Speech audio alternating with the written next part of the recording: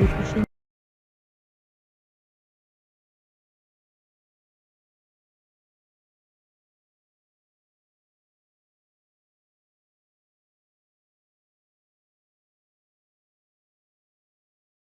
Retiré de la vie politique, François Hollande n'oublie cependant pas de donner son avis.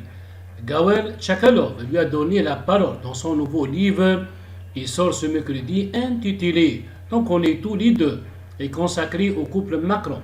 Mais l'Express apporte que si l'ex-président socialiste avait bien voulu témoigner sous couvert d'anonymat, son identité a rapidement été démasquée.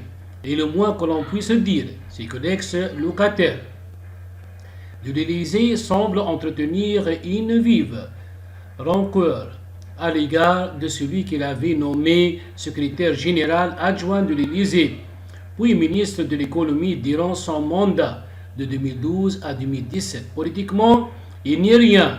Il saupoudre une pincée de chaque couleur politique selon les jours. Dans un savant dosage, il ne croit en rien. Il n'a aucune conviction. Balance François Hollande au sujet d'Emmanuel Macron.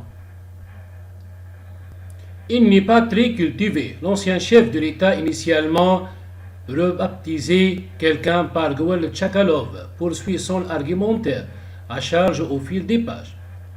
Ils ne s'attachent à personne, ils sont leurs racines réciproques.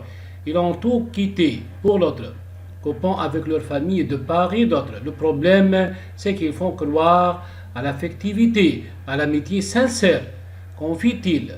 Et si dans un sursaut de bienveillance, François Hollande reconnaît que l'actuel président de la République soit très intelligent, il enchaîne rapidement en expliquant que son successeur n'est pour autant pas un intellectuel. Il est plus Patrick Bruel et Eddie Mitchell que le Panthéon. Il n'est pas très cultivé, il a une culture populaire, ose-t-il dire. L'Express précise aussi que l'ex-locataire de l'Élysée n'omet pas de rappeler le sale coup qu'Emmanuel Macron lui a réservé à l'époque lorsqu'il a déclaré sa candidature, sans l'avertir et provoquer la fin de la relation entre les deux hommes politiques.